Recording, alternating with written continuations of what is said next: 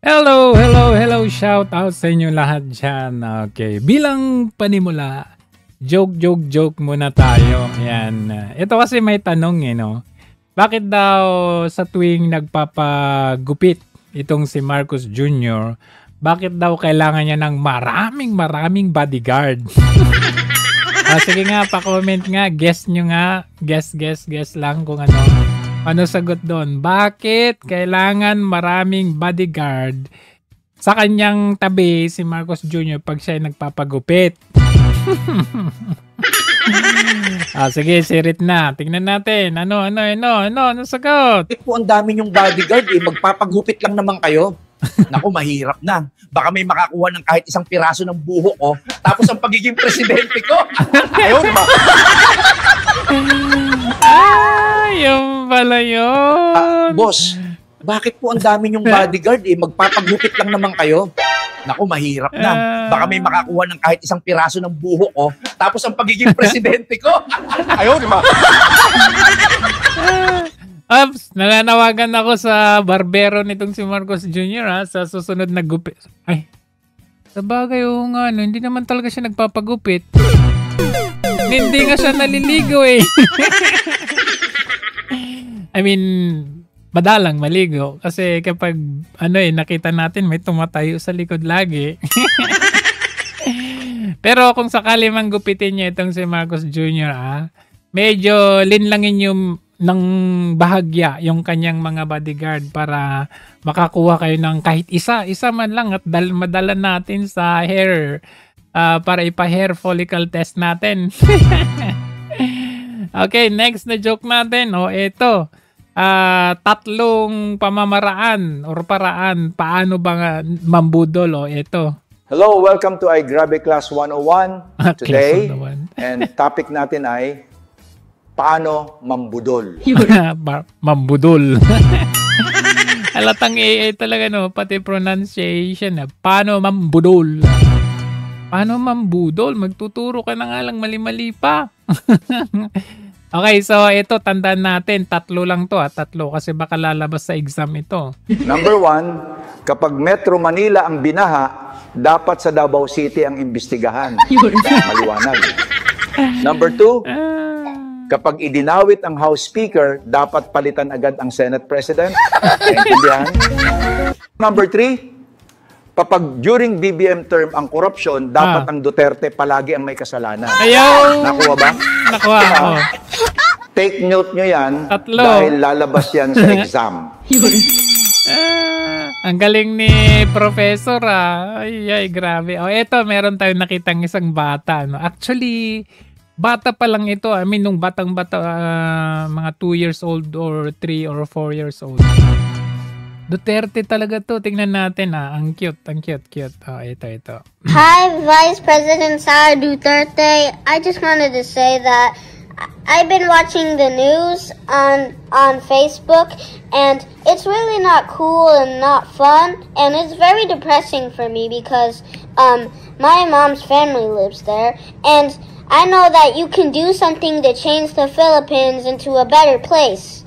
And I just wanted to say that I'm praying for your safety, and I want to tell you. Parang yung dating nito is na nakita niya yung cellphone ng nanay niya at patago siyang nagvi-video. Kasi nakita natin sa huli, sinuway siya ng kanyang mama. Ano ginagawa mo dyan? That you can change the Philippines into a better place just like once your dad did, Tatay Digong. And I just wanted to say, God bless and have a good day.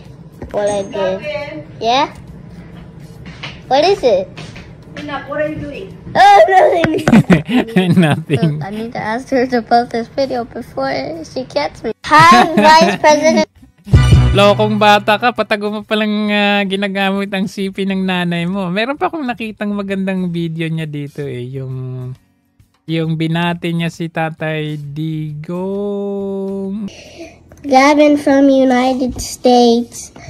I just came to do a video to tell Tatay Digong happy birthday. We support Tata Digong because it's my mom's president. And happy birthday, Tata Ang Digong. cute, no? We support you. Maliit pa siya dito, ate. Stay strong. When we know that you're going back to the Philippines soon. Happy birthday, Tatay Digong. Coke muna tayo. We love you. And to all Filipinos out there. Ang bait ng For bata, saying no? Tatay Digong, we're also coming back to the Philippines soon. Galing. Pa-follow nyo na lang It's ito. me, Gavin from United States. Pa-follow nyo na lang tong si Madam Ching Villafuerte. Ayan, Ching Villafuerte. Nakita ko actually nung bata siya talaga eh. Ito. September 2021. Sarah Turkey. Turkey.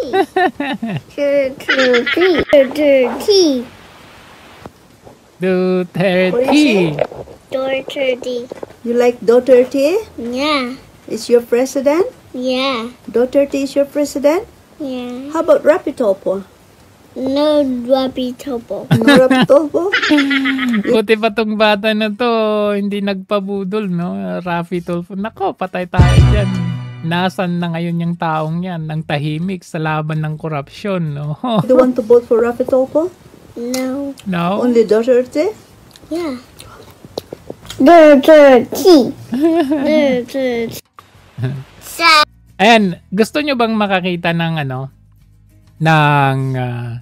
face ng isang bayaran? Yung magpapabayad o nagpapapresyo?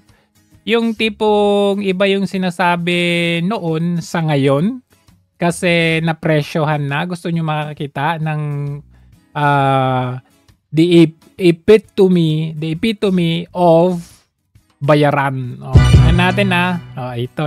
Tingnan nyo. Ano sabi niya?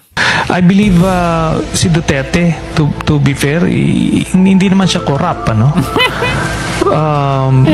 Si Binay, iba eh.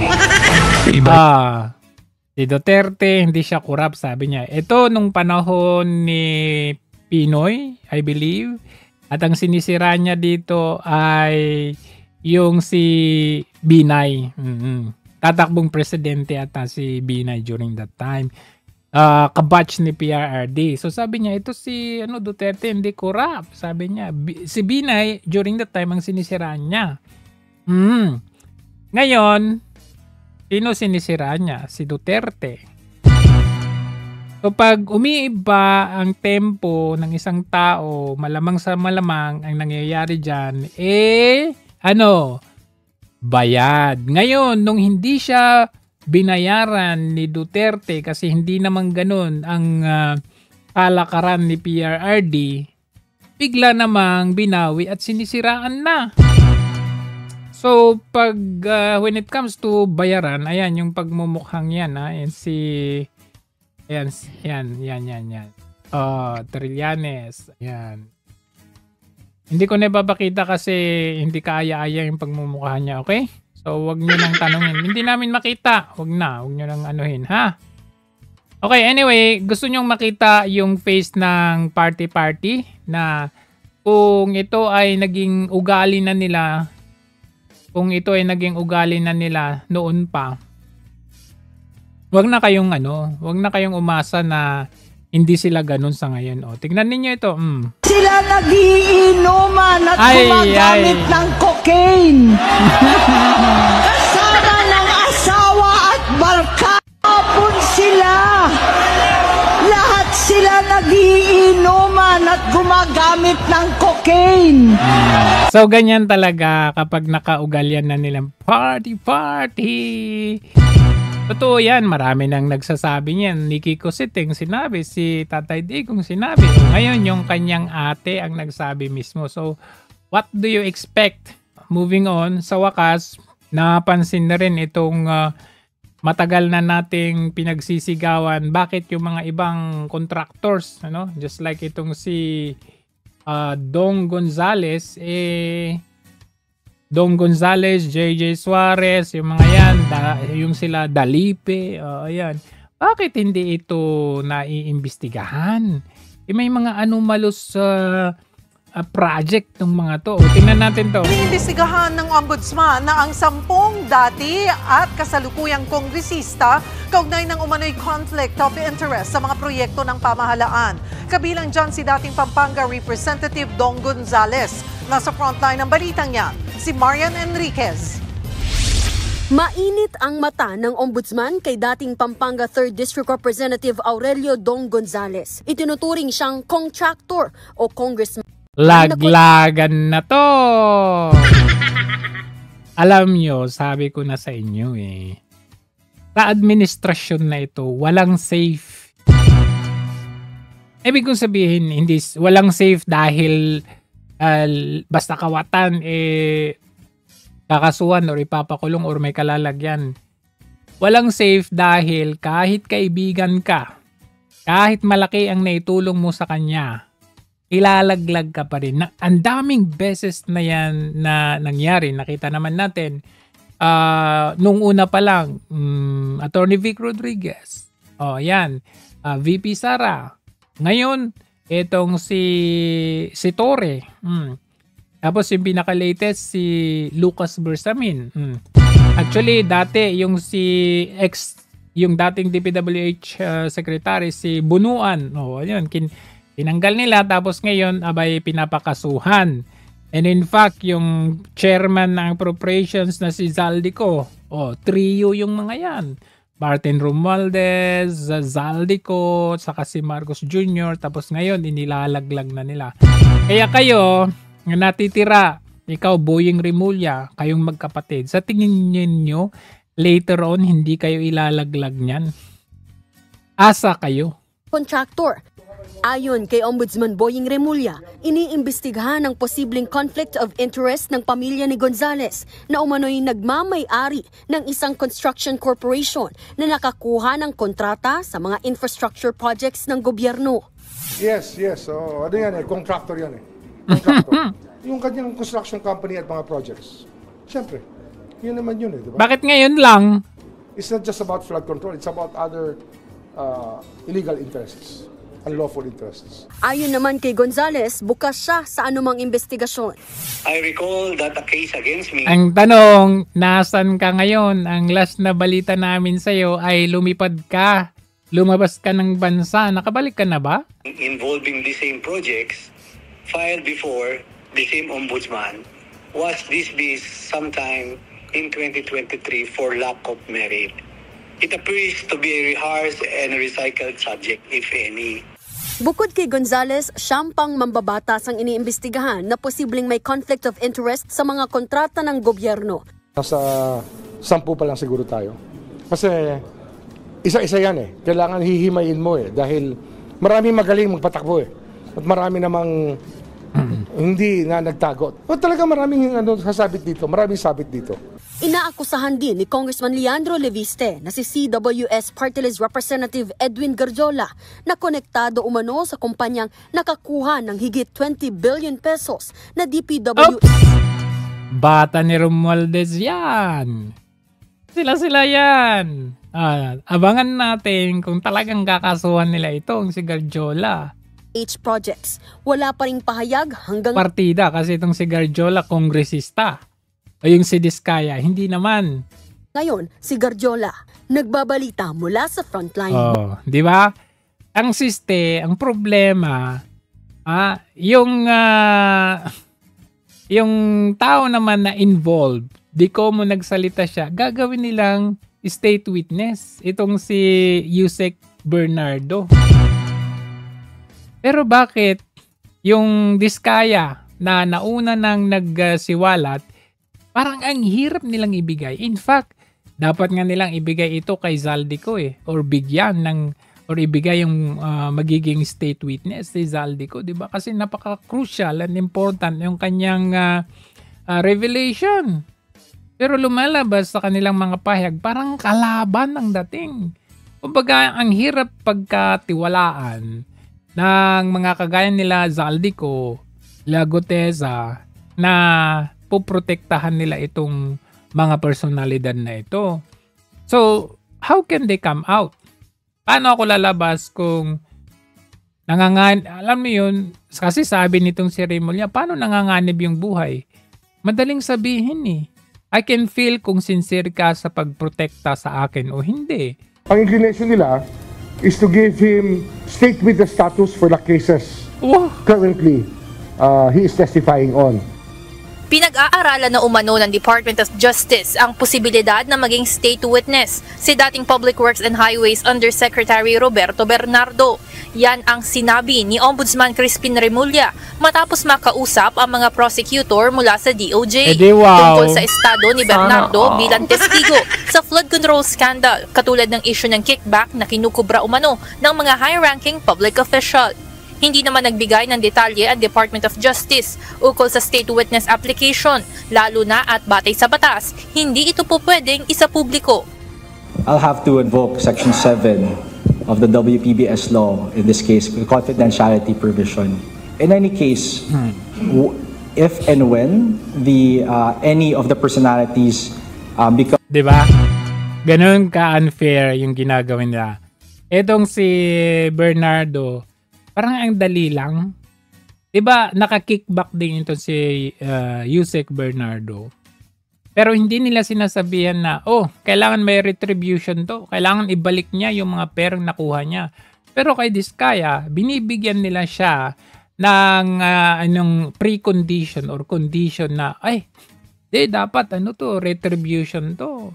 Kailangan ibalik mo yung perang nakuha mo sa taong bayan bago ka maging state witness.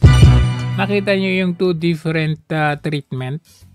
Ganyan talaga ang nila. In fact, kahit si Romualdez, tumawag kay Boying Remulla. At sinabi niyang, alam mo yun, I had nothing to do with this. So, ganun lang yun. This is already an issue. Sir, if you could reveal some of your conversation. Ito. Sige. Sir, so tinawagan pala kayo ni Speaker Romualdez dati? Dati pa, before I assumed office. Pwede ba yun? You are under investigation, ICI, kumbaga, tapos kinakausap mo yung respondent. Hindi naman po pwede yun. Diba, ombudsman ka, dapat merong semblance of fairness dito. Hindi yung kinakausap mo ito, pero yung iba hindi. O dapat hindi mo kausapin ng any of the respondents dyan. Kumbaga, sila naman ang the most guilty. Tapos kinakausap pa. Pwede pala yun. Diba? The mere fact na nag-uusap kayo, may tendency na kahit sabihin ni Remulla ngayon na kinoconsider naming imbestigahan. Pero hindi, ang hirap paniwalaan. Kasi sinabi niya din nung unang press con niya or interview niya, sinabi niya na kinoconsider namin yung sinabi ni Gutesa about kay Martin Romualdez. Tapos the next thing we know, hindi na ganun. Kailangan niyang medyo peke yung kanyang notaryo. Umiiba-iba. That's also ganun din ang ginawa nila kung doon kay Tatay Digong. Hindi kami makipag-cooperate sa ICC. Pero anong ginawa nila? Group effort. Sir, if you could reveal some of your conversation. Well, he was trying to explain his side that he had no hand in many things. But that's all I can remember. I don't really remember the specifics. Of course, he was trying to make a case, his case, that had nothing to do with anything. I mean, we just listen. Anong sagot? Wala, just, diba? Posibleng wala. Kayo yung mga kakasama, talagang budget sa kanila, tapos kayo group effort, tapos wala. Napaka-imposible naman yan. We'll just follow the evidence, that's it. Alam na niya yun, sir? Sinabi? Alam niya na yun. At so far, sir, kamusta po yung evidence? We're building up something.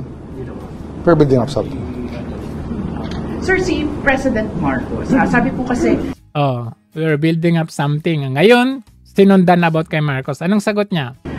Kayo daw po ba ay naniniwala na doon sa mga sinasabi na wala daw talagang kinalaman si Presidente o iniimbestigahan pa rin po siya? Pakinggan niyo yung sagot niya dito. The evidence will take you where it will take you. It's hard to make a comment unless the evidence is there. Ang hirap mag-comment unless the evidence is there. Ganon kapag kay Marcos o kay Martin Romualdez. Pero pagdating kila Zaldico or yung mga iba dyan, kay like yung Bersamin, yung ano, talagang he's very quick to have judgment, his own judgment as an ombudsman. Ombudsman ka. Meron na siyang verdict prior to even the investigation. Wala pang investigation. Pinag-uusapan pa lang. Tapos meron na siyang judgment. Pero pagdating kay Marcos at Romualdez, pag walang ebidensya, may hirap mag-comment. But the investigation will always lead to somewhere that to some people who will be culpable. The investigation will always lead to doon sa mga taong gusto nilang patunguhan at ililihis nila palayo kay Marcos Jr. Diba? 100 billion insertion, andun na nga eh. Bakit? We don't know where it will lead us right now. Ano pa lang yan eh? We don't know. Hindi pa niya alam. Titignan pa natin, pag-aaralan pa natin, o obserbahan pa natin, aalamin pa natin, ganun. Pero pagkalaban talaga nila, meron na. As good as meron ng finality. Revelations are fresh. And we're checking on everything. Kahit sino pa po ito. Wala naman tayong magagawa eh. Kasi nandiyan na yan eh. Evidence na yan eh. Tsaka, we're trying to be as transparent as we can be. Kasi nga... transparent as we can be. ICI, hindi nga magawang transparent, di ba? Alam niyo kung bakit itong si Marcos Jr. ay unbothered? Kasi sa mga kagaya nito, meron nang nakapalibot, no, sa kanyang paligid na magdepensa sa kanya. Kaya ang nangyayari sa Pangulo, wala lang, business as usual, unbothered eh. Sa gitna ng mabibigat na paratang sa kanya ng kanyang kapatid, business as usual, si Pangulong Bongbong Marcos. Nagpunta siya sa PhilSports Arena sa Pasig City kung saan nagawa pa niyang magbiro. Nagawa pa niyang bumuhat ng dumbbell. Pero yung bansa, hindi niya mabuhat patungo sa magandang ekonomiya. I mean, tignan ninyo kaya niyang ignorin ang lahat ng ito. Kasi kung siya ang sasagot, hindi niya kaya, mag-aalamano yan. Mag-uutal-utal alamano talaga yan. Kaya ginagawa niya, andyan si Claire Castro. Ang Pangulo? Ay, hindi po siya sumasagot ng ganyan. Ang Pangulo ay unbothered po. Ganun, may tagapagtanggol eh. So, ano magagawa natin? Pero kapag siya ang sumagot niyan, kahit isa sigurong tanong, hindi niya masagot ng maayos o diretso. Kailangan pa sigurong Sel Halili. Sinimula ni Pangulong Bongbong Marcos ang araw sa Malacanang kung saan pinangunahan niya ang panunumpa ni Ralph Recto bilang Executive Secretary kapalit ni Lucas Bersamin. Di ba? Ganun. Alam mo yun, kung ikaw ang isang tao or tipo ng tao na merong appreciation sa mga taong malaki ang idinulot or itinulong sa'yo, yung alam mo na nung sa hirap ka or nung hindi ka pa kilala, andito yung mga taong talagang always on the go to people. Tapos nung ikaw ay nandito na, pinakatugatog na, dala-dala mo pa rin sila, kasama mo pa rin sila as an appreciation. Makikita mo yung ganung tao eh. We saw that in PRRD's administration. Yung mga taong nakatulong sa kanya, talagang in fact, sabi natin yung like for example, yung sa Marcos, di ba? Pinalibing yung, kasi pinangako na niya yun eh. Sinabi na niya yun. Pero itong taong ito, makita mo na parang insensitive. No feelings at all. Walang appreciation. Hindi marunong tumanaw ng utang na loob. I mean, all these people, kay good or bad ang kanilang ginawa or tulong kay Marcos Jr., ganun na lang kadali sa kanya i-dispatcha. I mean, Lucas Bersamin, for example, hindi ako naawa sa kanya, pero I'm just giving him as an example na for 3 years naging executive secretary mo yan, naging taga-aw-aw mo din yan di ba? Tapos all of a sudden, nakita ninyo yung paano nila dinidemonize itong si Lucas Bersamin na hindi pa naman siya nagre-resign. Pero pinangungunahan nung kanilang press officer like itong si Yusek, itong si Castro, 'di ba? Like ginawa na nito ni Castro nung kay Magalong. Dami niyang sinabi kay Magalong na si Magalong lang naman siya kasama sa sa ICI, lang siya, ganito ganyan. Nagtampo yung tao, nag-resign. Sino ba ang naguutos diyan sa kay Castro? Hindi ba yung presidente? So for a press officer na mag-announce prior, even hindi pa nangyayari, nag-a-announce na ng ganito na nag-resign daw si when in fact hindi pa, isa itong malaking kaguluhan sa palasyo. Ganun. Kagaya nito, tignan ninyo. President Marcos accepts resignation of Executive Secretary Lucas P. Bersamin and Budget Secretary Amena Pangandaman. Ang nakakagulat lang kasi na inanunsyo, ang Malacanang mismo ang nag-anunsyo na nag-resign ang dalawa.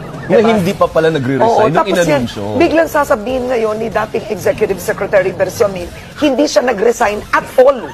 hindi yung nag-resign late Hindi siya nag-resign at all. Ganun. Ang nakala ko, nag-resign. Ghost resignation nga daw siya after never nagsumite si E.S. Bersamin ng resignation letter. Hanggang ngayon? Hanggang ngayon. So ibig sabihin, ang tanong doon na kailangan na may paliwanag ng Malacanang, bakit ang sabi ng tagapagsalita nag-resign out of the liquid? Taga-aw-aw. Oo. Parang, ngayon, may problema ngayon sila. Magpaliwanag. Hindi pa nga tapos yung isang problema. Meron na kailangan ipaliwanag ngayon. Siguro inunahan para makaalis ng maayos. Pero yun nga lang. Hindi, pero kung hindi totoo yun, may problema tayo. Hindi totoo. Magsisinungaling lalabas. Yun kung, kailan nakausap mo na si ES? Nakausap po si ES, hindi siya nag-resign. Diba? Diba? So, ang tanong dito, bakit may ganoong commotion? Can they explain it? Actually, mamaya papakita ko sa inyo yung bagong magiging kasama or katumbas ni Eden Santos. Hindi na lang nag-iisa si Eden Santos ngayon. Kaya kawawa ngayon itong si Claire Castro, anti-Claire na ito. Kasi dalawa na ang sumasawata sa kanya sa press briefing. Imagine, araw-araw iniisip mo, shit. Ano na naman kayong tatanungin nitong dalawang ito? Mamaya, introduce ko sa inyo kung sino yung bagong magsasawata dito kay Claire Castro. Especially with regard to that resignation di umano nitong si Lucas Bersamin. Tingnan natin. Tuloy natin to. At gayon din ni na Finance Secretary Frederick Go. Mula Palasyo, dumiretso ito sa PhilSports Complex sa Pasig, kasama ang asawang si First Lady Liza at anak na si Vincent para pangunahan ang pagbubukas ng mas pinagandang pasilidad para sa mga atleta na proyekto ng First Lady. Nakita niyo yung video nito na pagpasok nila, dalawa silang mag-asawa, pagpasok nila doon sa mga atleta dyan sa may entrance, sa may door. Para siyang yung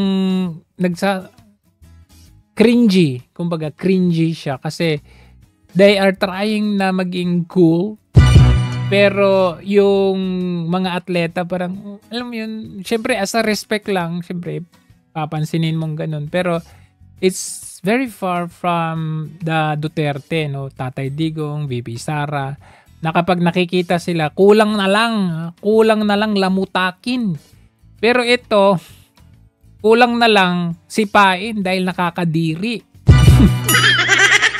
Baka mabaho at hindi naliligo yung mga to. Unang Sobra ka naman, Jo. binisita ni PBBM ang bagong gym.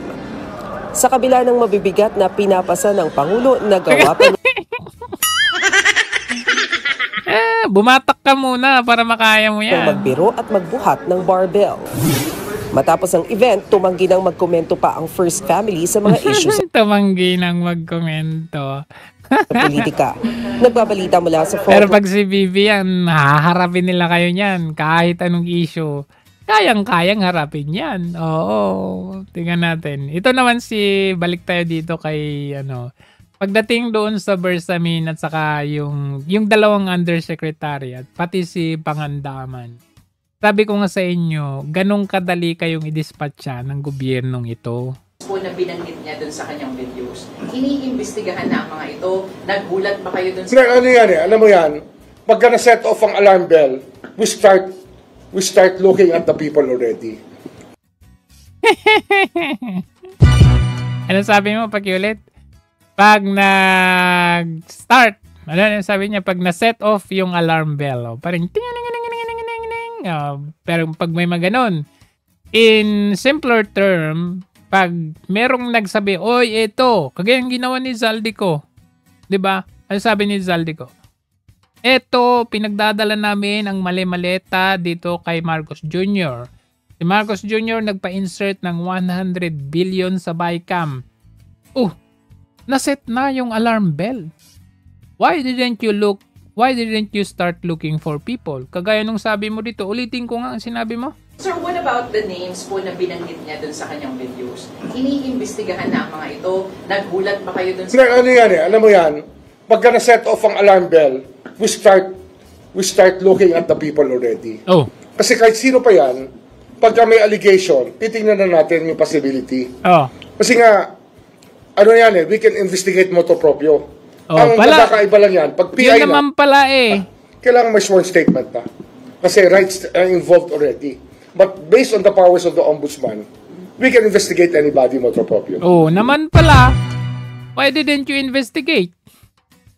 Yung Pangulo mismo, motu proprio kamo, you can investigate. Kahit sinabi mo na kailangan pag preliminary investigation, kailangan mayroong sworn statement. Bakit yung si Lacson? Tumawag lang si Yusek Bernardo sa kanya, ito pala yung sinabi ni Zaldico, hindi yung totoo. Ang totoo, ang nagpa-insert niyan, totoo na may 100 insertion, pero ang nagpa-insert niyan ay si Lau Laivar at saka si Bersamin. Hindi yun under oath, Tawag on a Sunday. On a Sunday morning, tawag kay Senator Ping Lacson. At si Lacson, kinuha niya doon as a gospel truth. Diba ang galing? Paano na kami maniniwala sa inyo? Diba gusto mo bang pangaralan kayo ni Ted Filon? Ito, pangaralan mo na kayo. Itinuturo na po si Pangulong Marcos mismo at si dating speaker. Mga ka-close niya. Hindi ba raw talaga magkaalaman kung totoo pong independent itong ICI na ito? Ipatawag nila ang Pangulong Marcos. Kung totoo po na independent sila. Independent Commission for Infrastructure. Kahit na ang Pangulo ang bumuo sa kanila sa pamamagitan ng executive order. Bakit? True. Una po, si Martin Romualdez, pa humaharap Opo, hindi pa ulit humaharap. Tama. Sa kanya pong pangalawang dapat na patawag. Oo. Tapos meron pa mga balita na meron daw statement na hindi daw inilabas. May mga ganun pa. Una sa lahat po, bulag tayo sa nangyayari. Bottom line dito, Nobyembre pa lang pinag-uusapan na itong budget na ito. Nobyembre pa lang, galit na galit ka na kay Martin Romualdez. Kung totoo yun... kwento ni ni Toby Chanko na pinatawag si Romualdez, galit na galit. Nandun si Toby Chanko. Gagalaiti ka at siner mo na muna isa't kalahating oras yung pinsan mo at ikaw talaga namang bisit na dito kay Zaldico at dito kay Martin Romualdez. Ano datang ginawa? Bakit ka naghayag ng iyong damdamin July 28 pa? Ang tagal. Hindi ba? Oo. I mean, sorry po. naman kayo. It's a valid observation. Kung bakit nalitang galit? So, ang tanong... Nalitang galit. Nalitang galit. Nalitang galit. Natawa tuloy si Ted. November pa to Tapos July So, ang tanong na dito, dapat ipatawag ng ICI si Pangulong Marcos. I agree. And live na mapanood natin kung ano ang kanyang itsura at pananalita sa katanungan. So ano ba naging deliberasyon? Ano ba pinag-usapan nyo ni Martin Romualdez? Ano ba pinag-usapan nyo ni Zaldico? Ano ba pinag-usapan nyo at nandun nagmamahal si Tito Bianco? Ano ba pinag-usapan ninyo ni Pangandaman? Nung kayo nag-meeting sa Malacanang, may picture kayo, di ba? Si Buluan, si Pangandaman, si Ralph Recto. Tama? Meron silang picture. Kung hindi nyo po sasabihin kung ano ang inyong napag-usapan, total may picture kayo, baka pwede na namin malaman kung ano ang inyong kinain. During the meeting.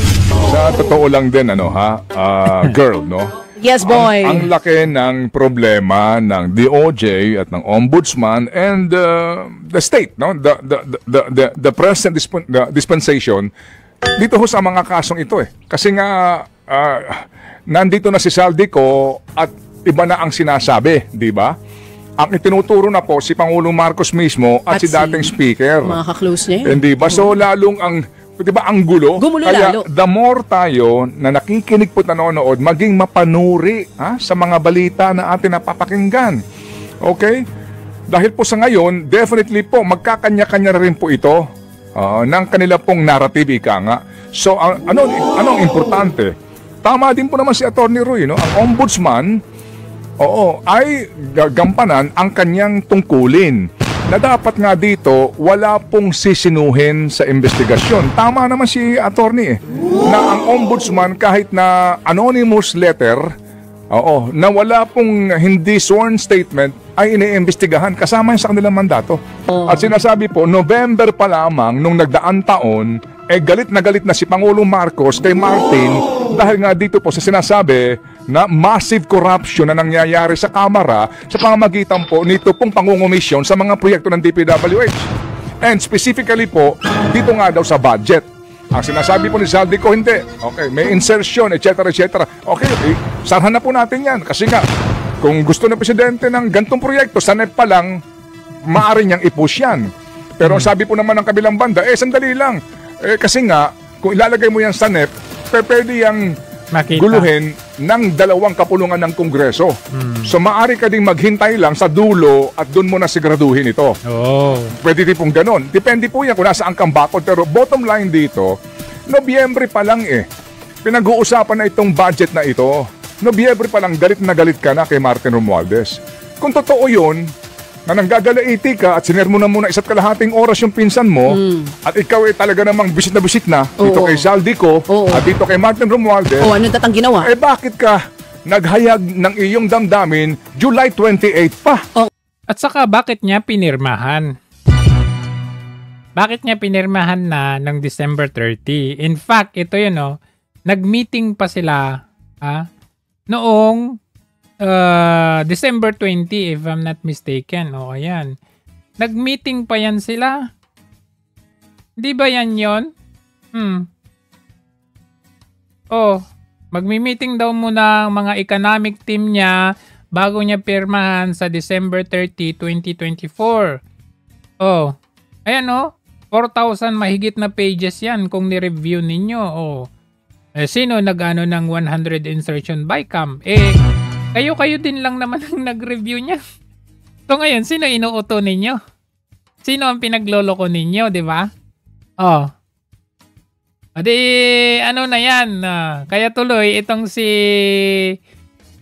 Zaldico at Amy, asahan ninyo. Hindi yan tatahimik. Tuloy-tuloy pa yan. Yung mga pahayag ni Zaldico, mayroon pang mga videos, mga screenshots, mga pictures na lalabas dyan.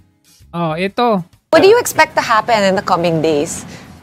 Well, there will be more of the same. Si Zaldico, hindi pa yan tapos. Turuan, ganito, ganyan. Zaldico, hindi pa yan tapos. Maglalabas pa yan. Pero hindi yan uuwi.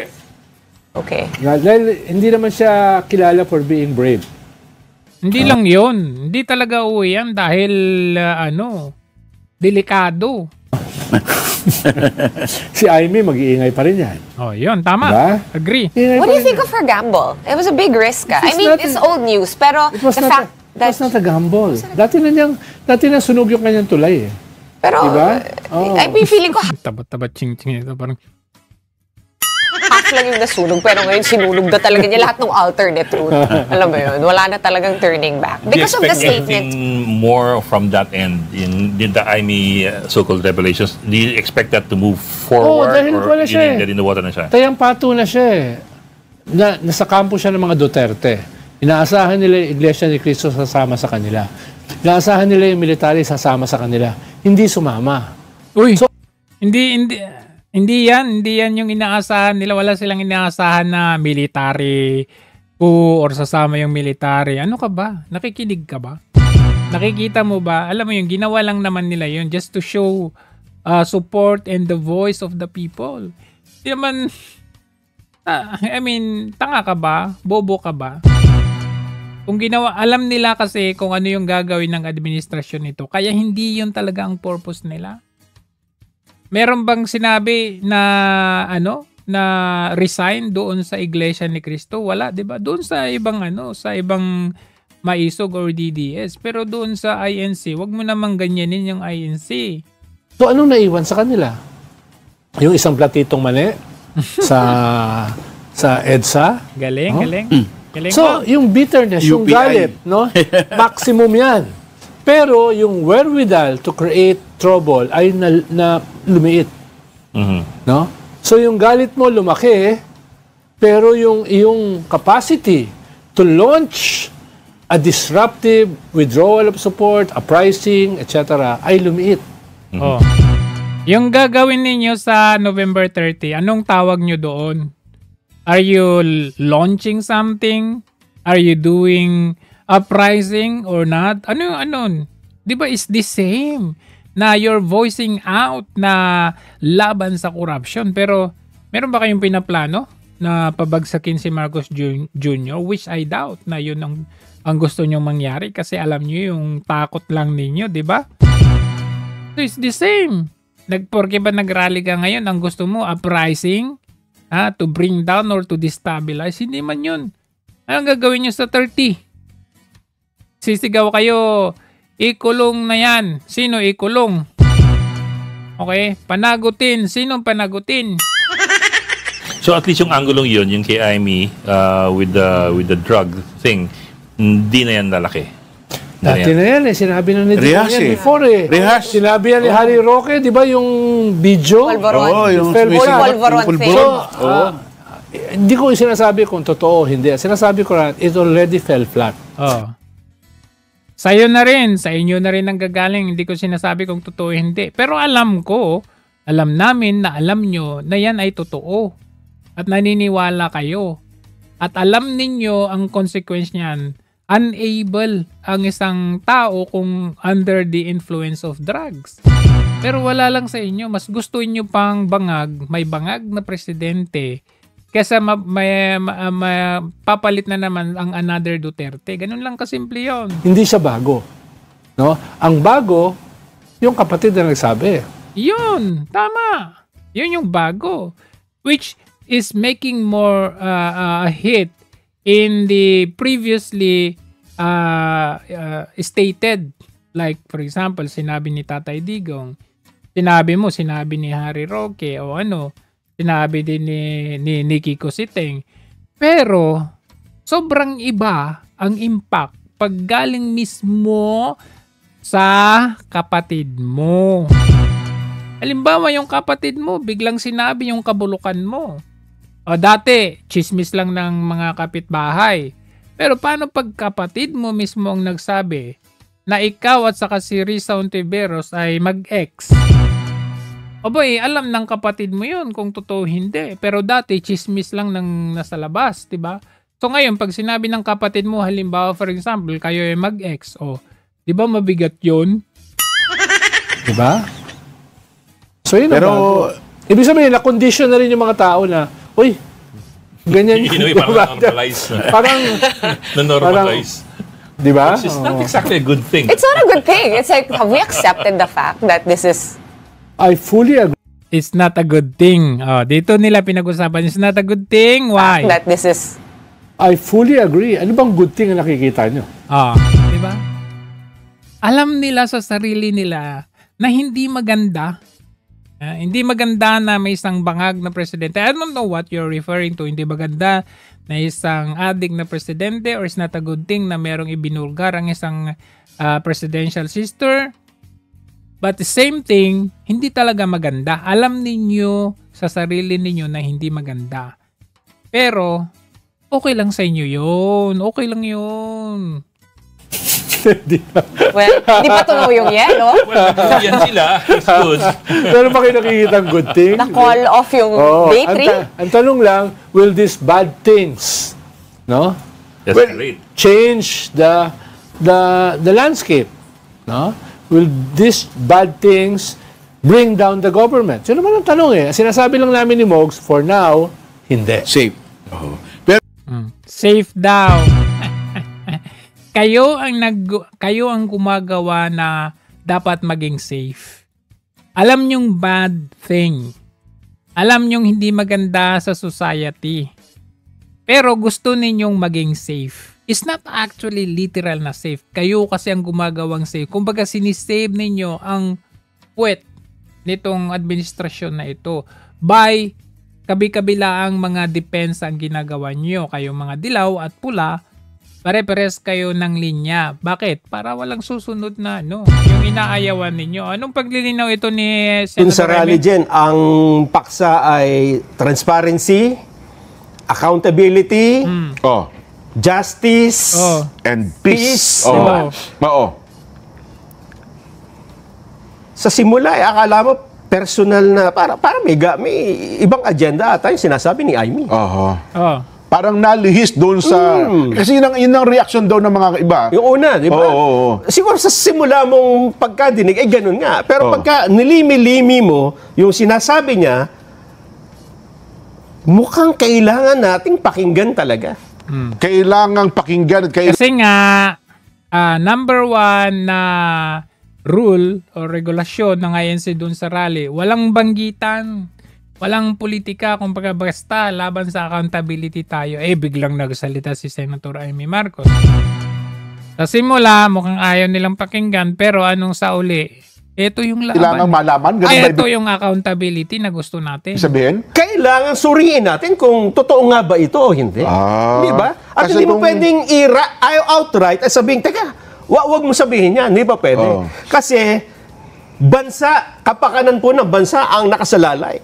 Presidente, kalagayan ng presidente pinag-uusapan eh. Kung transparency, Nelson, alam mo kumbaga, kung ikaw ay leader ng bansa, dapat sa simula pa lang, transparent ka na sa taong bayan. Ganun ba ibig mo sabihin? Tama. Tama.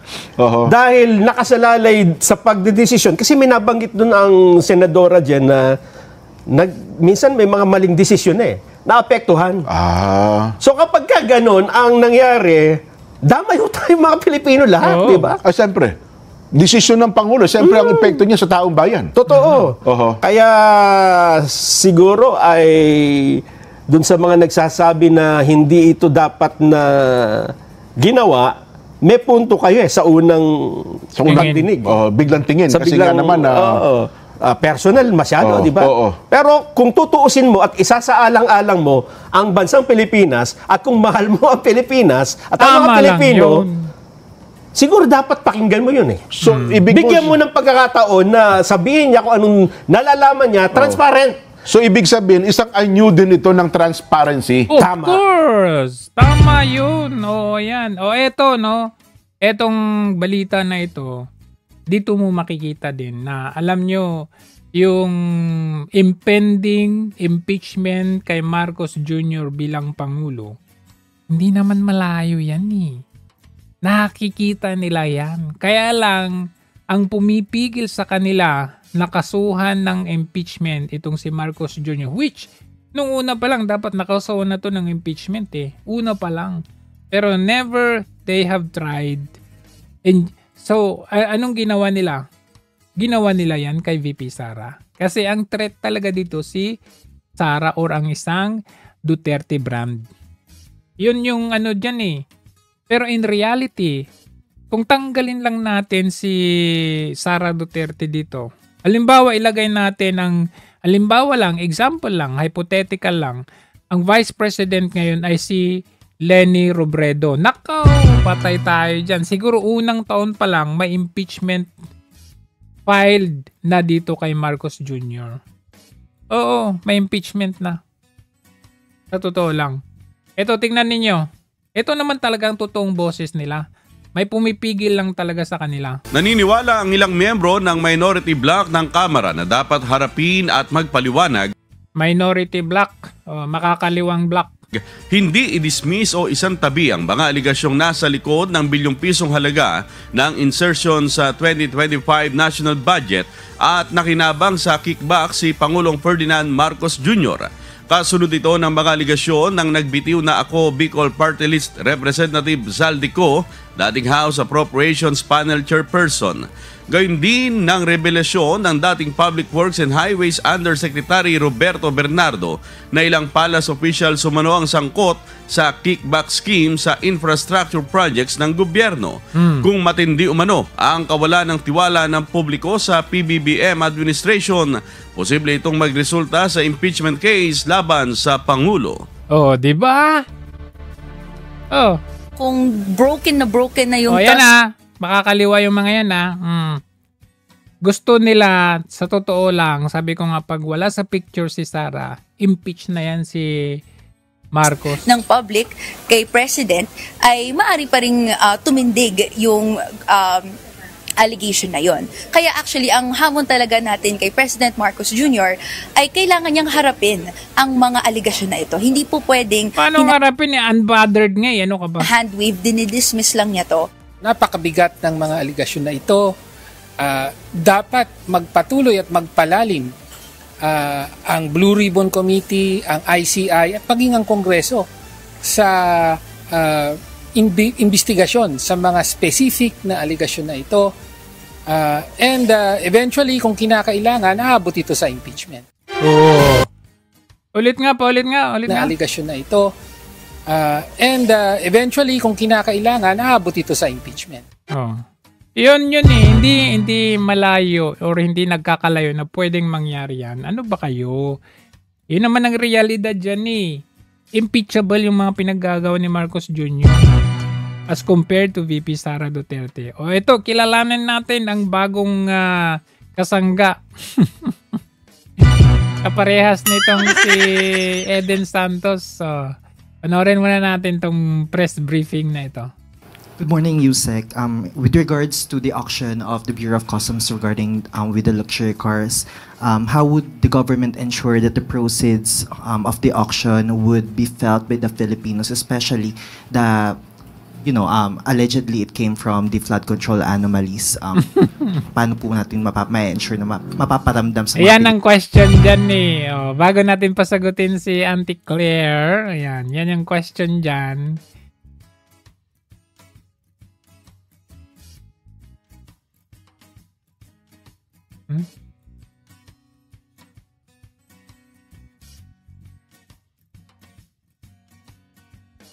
Na itong auction, tatlong sasakyan natin, umaabot natin ng 36 million pesos ang nabenta. Tatlong sasakyan yon. Actually, 6 yun. Yung tatlo hindi nabenta. Pero may tatlong sasakyan na nabenta. At sinubukan kong tingnan yung parang firm or company, yung tatlong bumili. Hindi naman kilala Parang dami company. Alam niyo yung naisip ko dito medyo masama yung isip ko, pero may posibilidad na ganun ang mangyayari dyan na ang kukuha din yan ay sila. Example na lang na posibilidad na pwede nilang gawin, na dayain nila, Kunwari, kukuha sila ng bidder or auctioneer, parang ganun. Pupunta sila doon, okay. Ako, bibili, isang company. Okay, bibilin ko to. Yung, yung Mercedes. Ito naman yung isa. Bibilin ko naman yung Bentley. Mercedes. tatlong iba-ibang company. Upon researching, parang medyo hindi ko kilala I mean, kung meron sigurong bibili, mga billionaire, diba? Or trillionaire. Like sila Ramon Ang, mga ganun. Pero hindi ko kilala talaga yung mga bumili. So, pwede rito na kinausap nila yung kumpanyang yun, yung mga 3 kumpanya na yun. Meron kayong porsyento. Sa inyo to, kunwari, kayo yung magbibid, kayo yung mag-auction, kayo yung bibili ng sasakyang ito. Ito yung porsyento ninyo. 10%. 10%. Tapos, kukunin lang nila yun.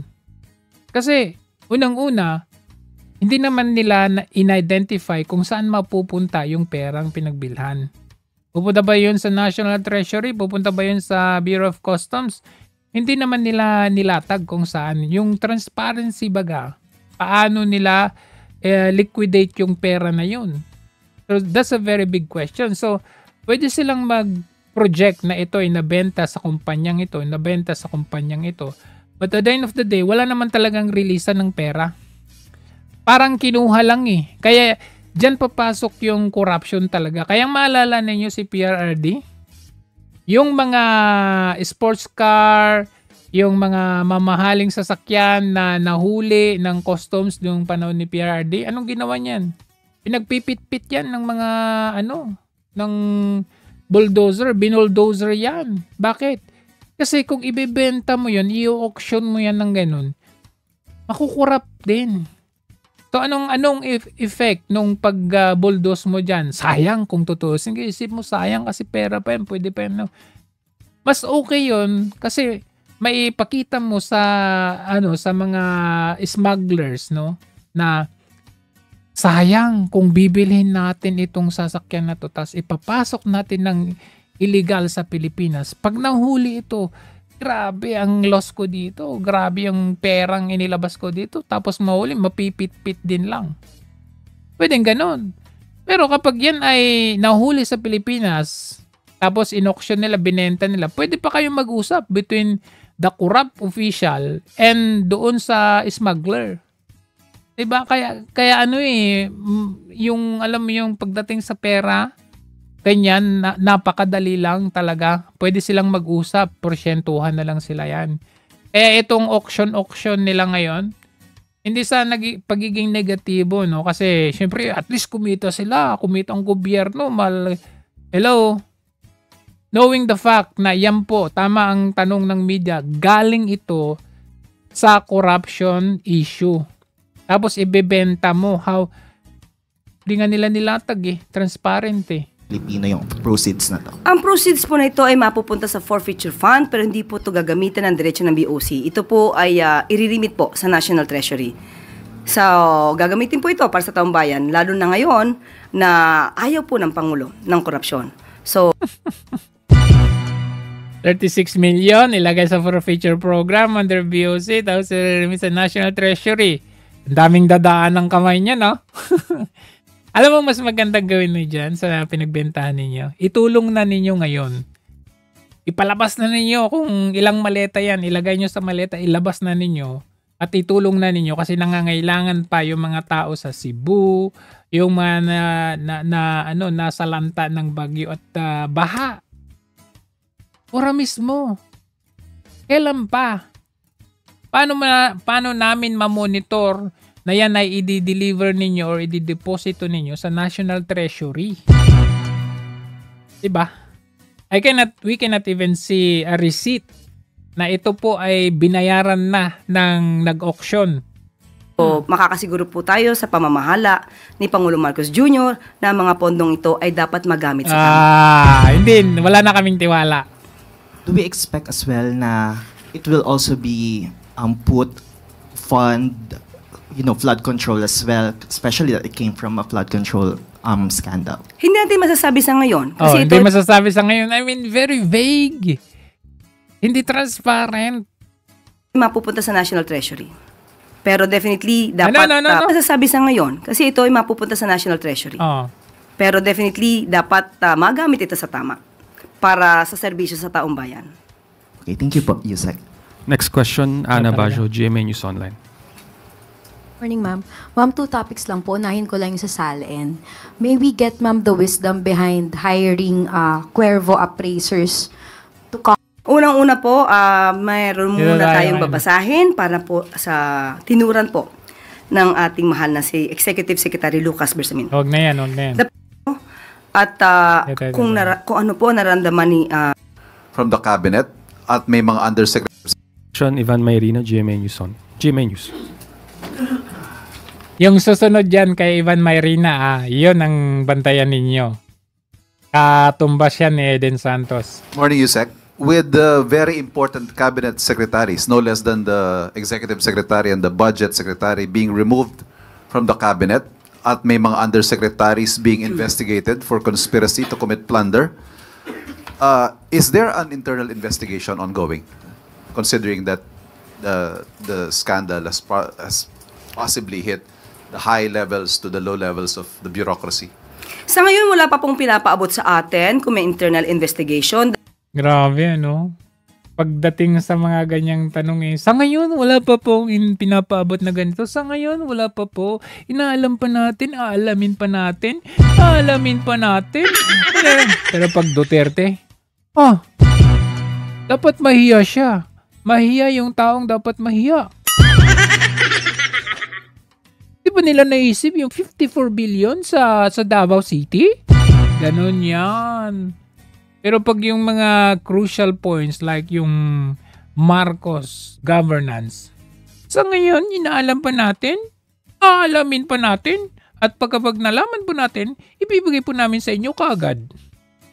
Leche. Dahil sabi nga natin kung ano man po ang issue patungkol sa flood control projects at infrastructure, nandiyan naman po ang ICI para mas maging independent po ang pag-iimbestiga. Sinabi nyo rin po, baka may mga ibang cabinet secretaries, if they feel that they are involved, mas magandang pangunahan na mag-resign na lang. But aside from that call, is it safe to say at this point that everyone is under investigation? Hindi ko po masasabi. Nag-pause. Ang haba ng pause niya dyan. Pause. Parang ganun. No?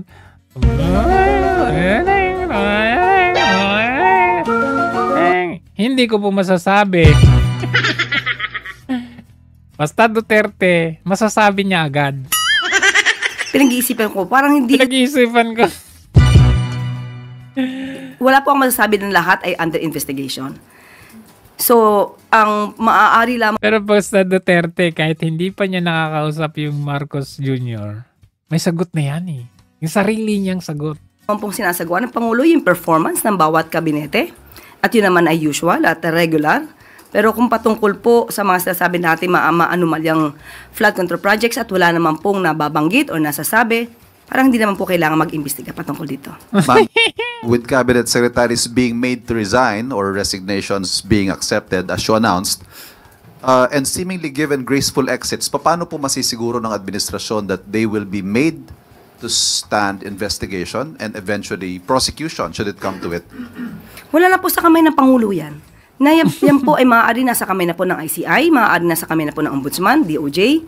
Sila na po ang mag-iimbestiga. Pero hindi ba by allowing them to resign, parang nabibigyan sila ng free pass na to... Yun na nga sabi niya wala na raw sa kamay ng Pangulo. The mere fact na yung resignation involves the decision between the cabinet secretary and the president.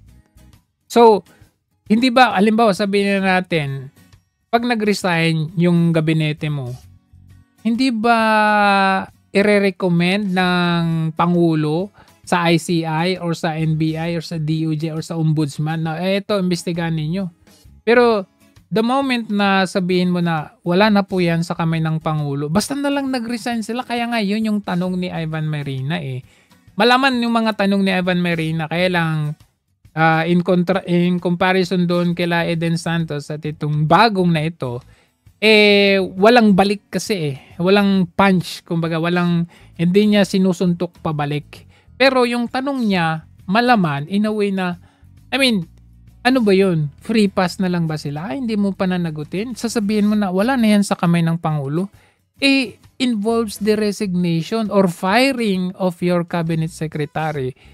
Any recommendation na i-recommend mo or ni-recommend mo sa NBI or DOJ or Ombudsman man lang Para maimbestigahan sila. Ano yun? Nag-resign na lang sila tapos wala na? To escape accountability. Wala pong pwedeng lumagpas. Kung kinakailangan po imbestigahan, private citizen, public official, kung kailangan imbestigahan, dapat imbestigahan.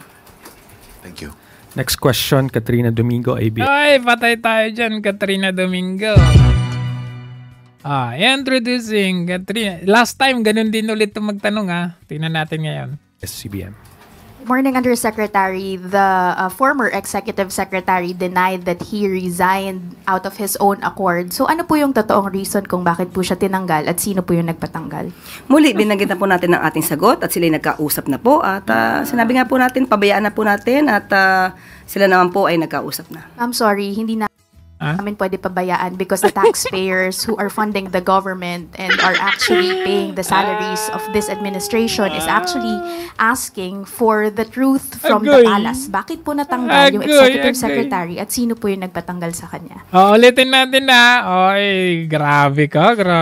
Wala namang ganunan. Tingnan natin Kung kailangan imbestigahan, dapat Morning, Undersecretary. The former Executive Secretary denied that he resigned out of his own accord. So ano po yung totoong reason kung bakit po siya tinanggal at sino po yung nagpatanggal? Muli, binanggit na po natin ang ating sagot at sila nagkausap na po. At sinabi nga po natin, pabayaan na po natin at sila naman po ay nagkausap na. I'm sorry. Pabayaan na po natin, Agad-agad sabi ni Katrina, ma'am, sorry, taxpayer po kami. Sorry, hindi namin pwede pabayaan because the taxpayers who are funding the government and are actually paying the salaries of this administration is actually asking for the truth from the palace. Bakit po natanggal yung executive secretary at sino po yung nagpatanggal sa kanya? Agoy! Hindi ko pa masasabi kung sino po nagpatanggal sa kanya. Hindi mo masasabi, hindi mo alam? Bakit kasi, Katrina, yung tanong mo dapat Duterte lang? Bakit mo sinasali yung si Marcos Jr.? Wala, kasi hindi pa niya alam yan. Ano ka ba? Hindi ka ba na-orient? Nanggit ko po kanina na hindi ko po alam kung sinong kausap niya. Kung yun pa ang nababasa ng palasyo, dahil sinabit niya naman po ang sarili niya sa President's prerogative, yan lang po ang ating masasabi. At tinanggap po ang sinasabing resignation. Okay, ma'am, just a follow-up question if you could not give us the exact reason for Bersamin's removal. The former executive secretary was not the first... Grabe, no? Matapang to. Talagang mata sa mata. Tingnan reason for Bersamin's removal. The former executive secretary was not the first official who actually experienced this kind of treatment na parang they were caught by surprise with their removal. We saw the removal of Baguio City Mayor Benjamin Magalong from the ICI. Also the removal of former DPWH Secretary Bonoan from his post. How does the palace actually explain the seeming trend of unceremonious removal of high-ranking officials unceremonious removal in the Philippine seat of power? Tanong po natin, tinanggal po ba si Mayor Magalong? Sino po ba ang nag-resign? Meron ka kasing prior announcement bago yan. Sinabi mo, nung una, ang sabi mo, si Mayor Benjamin Magalong ay kasama sa ICI. Siya po magiging special advisor namin. A few moments later on. Ano sabi niya? Si Magalong ay hindi kasama sa ICI. Hindi man siya special advisor. Siya ay ano lang. Dahil doon, nag-resign siya. Diba? Ang huli natin pagkakasabi tungkol kay Mayor Magalong ay ipapatignan, ipapacheck, ipapa-assess sa legal team kung mayroon ba na-violate. Wala pong nagpa-resign kay Mayor Magalong. Aksyon niya po yan, voluntaryo. Kaya hindi po pwedeng isama o sabihin na may unceremoniously call. Bakit kay Lucas Bersamin? Bakit kay Torre? Bakit kay Bunuan? Daming mga unceremonious kay Pangandaman.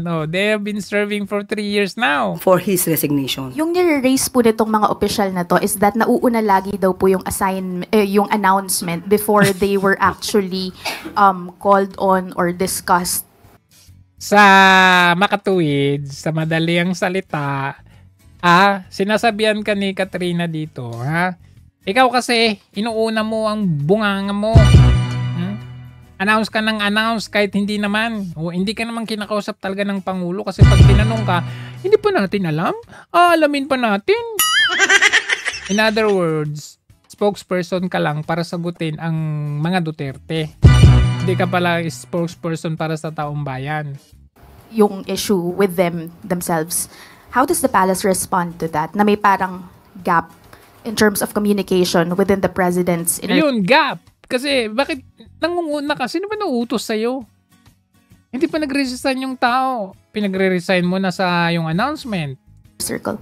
Tandaan po natin, lahat naman po kami ay ang aming service ay upon the pleasure of the president. Sabi nga nila, pagpasok mo dito, hindi mo So, utos ni Marcos Jr. yung mag-announce ka na nag-resign yung tao kahit hindi pa. alam kung ito naman yung huling araw mo. So, lahat po kami dapat ay handa doon. Kailan kayo yung huling araw nito? Next question. Okay, so yun, naipakilala ko na sa inyo ang susunod or kasangga or kasama ni... I mean, from ABS-CBN, but the way na nagtanong or magtanong ito, na to yung sa sukdulan, nakita nyo naman ABS-CBN. ABS-CBN yan. Corina Sanchez. Nagko-comment sila pagkatapos ng kanilang balita. Diba? In fact, even si Leni Robredo na mayor ng ng Naga City, nagrereklamo na. Tinanggal nyo kasi yung war on drugs ni Tatay Digong. So ngayon, talamak na ang droga to the point na pati mga pulis ay involved. Yan ang naging malaking problema ni Tatay Digong noon. Kaya nga inilunsad yung war on drugs nung panahon niya. Kasi hindi niya alam pala ultimo judge, ultimo mayor, politiko ay involved dito. O ano ngayon sabi ni Nanay Leni? Sabi ang problema sa drugs, daw ang City Hall mismo, nag-iigo kaming assessment with DU, ang pagmati ko talaga, not doing enough. Nakukulangan akong maray sa programa ng syudad, pag-abot sa drugs. Pag-enforcement kaya, PNP yan. Pero dapat si synergy kan si trabaho kang PNP sa City Hall, maray. Gulpi na akong parasang information kay Colonel Fariñas. In fact, gulpi kita nakukuan ng mga information na halimbawa nagrereklamo sa barangay na ang pinaka-problema lugod nila si asset kang pulis. Si asset kang pulis pag-abot sa drugs, si pinaka-problema dahil siya si pinaka-nakulang drug personality sa barangay. So, sabi ko yan kay Colonel Fariñas. Tapos iba pa din na openly. Hindi ko na sasabihin kung anong barangay, pero sinabi ko na si mga reports. Hindi niya sasabihin kung anong barangay. Siyempre, nakakapakot Sino mag-i-enforce? O pag mag-enforce din ng mga kapulisan or pag mag-enforce itong si Mayor Leni, baka mamaya madahig din. Diba? Matatakot na yan sila. Mag-ipagtrabaho na lang sila. Sabi nga nila, if you can't beat them, you just join them. Yun yung kalakaran, yun na yung sistema. Unlike before, napalitan yung sistema sana na ganyan, walang ganyan. Malinis, tahimik, lansangan, dahil talagang kampanya talagang matindi. Pero ngayon, nagsipagbalikan na. Pero nasanay. Ang mga high schools, mga high school students involved na sa drugs. Sabi ang problema. Sige pa! Ayan, sige ba? Human rights pa more. Yan ang ipinaglalaban ninyo. Ito, nakita kong video. Ito pala si Marcos Jr. Pag makita nyo pala ito sa labas, yung wala siyang presidential guards, walang mga tao sa paligid niya na hindi pala siya yung charismatic. Hindi siya yung tipong lalapitan, kakamayan, magipagkwentuhan, o yung gustong-gusto mong kausapin o kakwentuhan. Hindi. Tingnan natin ito, no? Meron kasi yung isang pianist sa US. Ang pangalan niya is Cecil Licad, no?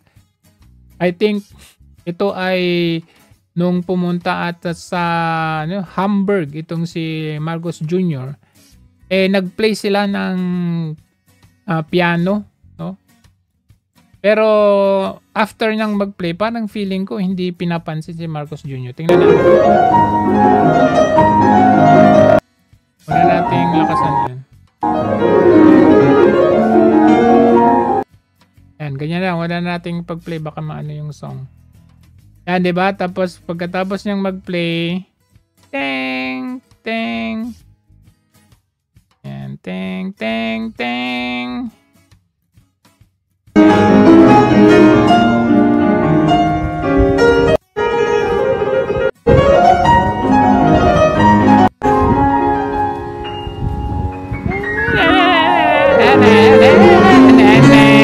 Tapos na.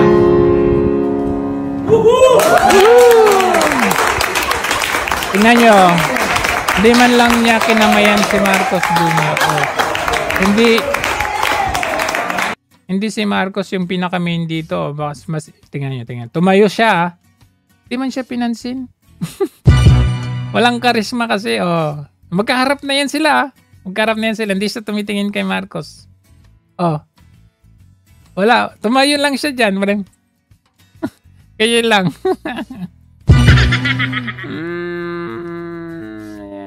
Wala talagang karisma. Hindi siya tumalikod na lang siya kasi hindi siya pinansin. Naloko na leche. How can you be proud of this man? Diba? Economically, bagsak. Kaya pala, kahit sa personal, bagsak. Anyways, ganyan, kagaya yung sinasabi ko, no, as to conclude our topic for today, itong mga nasa kabila, nasa kaliwa, makakaliwang grupo na ito, talagang gusto nilang tanggalin itong si Marcos. Pero gusto nilang tanggalin muna ang Duterte using the power of this Marcos Jr. Nakita nyo naman, pinakita ko sa inyo, yung mga minority bloc, makabayan bloc, bla bla bla. Talagang sa kanila, nakikita nila impeachable itong pinaggagawa ni Marcos Jr. Pero sabi nga nila, kailangan maging safe muna sila by not doing so. You could imagine in comparison with 125 million over 1 trillion something of flood control issue. Wala. Diba? Even to the point na unable, incapable dapat ang presidente na to for being an addict, incapable of thinking rational. Kasi yung mga alam mo naman ng addict, hindi natin alam kung ano yung takbo ng utak. Magdi-decide, papapasukin yung EDCA bases o all of those sort of, 'di ba? Kakamot-kamot na lang yan in the middle of sakuna. Walang mangyayari sa bansa natin. Yun lamang hanggang sa muli. Maraming salamat.